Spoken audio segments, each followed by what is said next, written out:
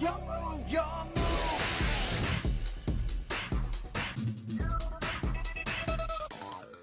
So starting off with the deck profile here, we have triple of the Unchained Twin Sarama. I still think this card is very good. I've seen some builds that play 2. However, I just think the ability he gives you to grind with the deck and sort of always have something to set and blow up, triggering an effect, is sort of unmatched really. So I think Unchained Twin Sarama is definite 3 of. Sucks when you're going first and you open him. You always really want to special him out the deck, but you got to play him in my opinion. We have triple of the Unchained Twins Rakia and triple of the Unchained Twins Aruha. Now, I don't know if when the future support comes out, if these ratios are going to change. Maybe they drop the Sarama down, but I think Rakia and Aruha is just both still very, very good. The fact Aruha can target a set card, blow it up, and summon himself, and if it's an Unchained card, it will trigger that.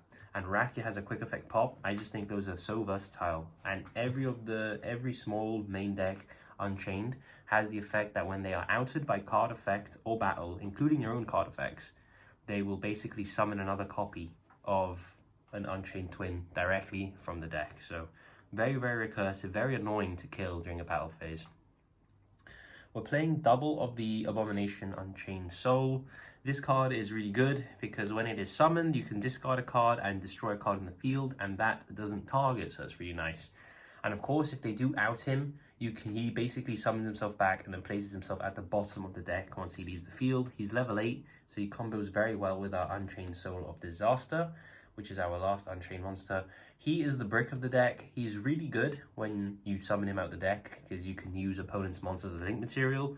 Sadly, he's 99% of the time he's going to be in your hand because the better Unchained player you are, the more often you draw the dog. I'm just convinced.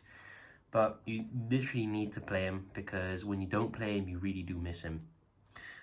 Moving on to the hand traps, there's not many because we just focus on normal traps as this is a control going first build.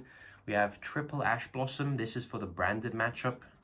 Just always Ash, the branded fusion, because that is the best card in the deck. If they try and debate you, don't fall for it. Just always Ash, the branded fusion. And we have triple Droll and Lockbird. I just think Droll's very underrated this format. Slows the tempo down very, very well, and that sort of allows you to take control of the game and grind. For our spells, we don't play many, just triple pot of Extravagance, because draw power, we don't care about our extra deck. And then we have triple of the Abominations Unchained, which is our Rota. And if you open multiple copies, you can always set one, blow it up, and summon an Unchained from the deck. So, really nice. If they had made this an Unchained card, it would be a lot better, because you can't actually set this card with Sarama. I don't know why they did that. It's just something you have to keep in mind. For the traps, triple Escape. This is basically a free pop, because whatever Unchained monster you pop, you will obviously get an effect from it from going to the graveyard. So that is why Escape is a 3 of, and the same can be said for the Abomination. Specials one out of the graveyard or out of your hand, and if any of these traps are destroyed by a card effect, while they're set, they will summon out of the deck as well. So just lots of recursion, lots of ways to destruct your opponent, and yeah, 3 of each. For the counter traps, we have Mr. Daddy Strike himself. If they do anything you don't like, you strike them. If they summon something you don't like, you strike them. If they try and hand trap you and you don't like it, you strike them. So Strike, still very good card. I don't see a lot of this playing it anymore. I think it's just because decks have now evolved and when they can just fart out a million monsters, so really striking one doesn't matter. But a very well-timed Solemn Strike can still hurt the opponent. We have triple Trap Tricks. Again, we play a lot of traps. This is just additional copies of whatever we need, so why not play it?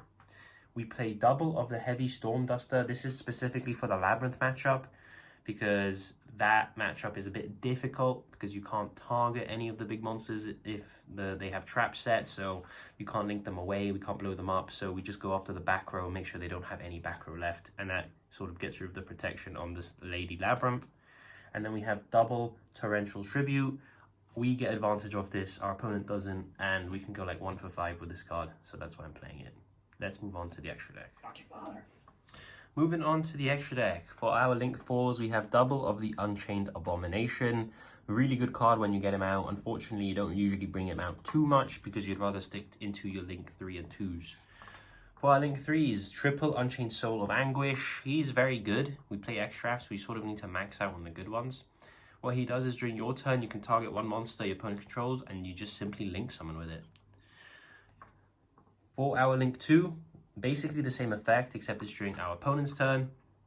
And this lets us make a fiend monster, so it can be like unicorn. I believe it's actually a dark link monster, it doesn't even need to be fiend, but mostly you're going to be making your nightmare unicorn with this. Or if it's going to go to your turn and they don't have any more plays, you can make the anguish instead. For a link 5, we play the Underworld Goddess to stick with the theme of linking off, and you can get a lot of bodies on board, so you can make the Underworld Goddess and get that surprise factor. We have the 1 Topologic Bomber Dragon. This card's very good because you can loop it with your Unchains. It destroys all monsters in the main monster zones, including your Unchains. So you can basically loop your Unchains with this card. We have double of the Nightmare Unicorn. As mentioned before, you can make this off your Soul of Rage and then spin a card back, which is useful. And he's Fiend, so if you are Fiend locked, it doesn't matter. Same can be said for the Nightmare Phoenix. Again, it is a Fiend monster, so if you are Fiend locked, it doesn't matter, and it deals with back row. And then for our last card, we have the 1 Dingisu, because if there is a untargetable monster that can't be destroyed with a lot of attack, we will struggle.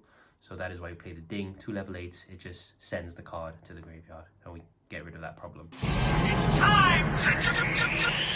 Let's go!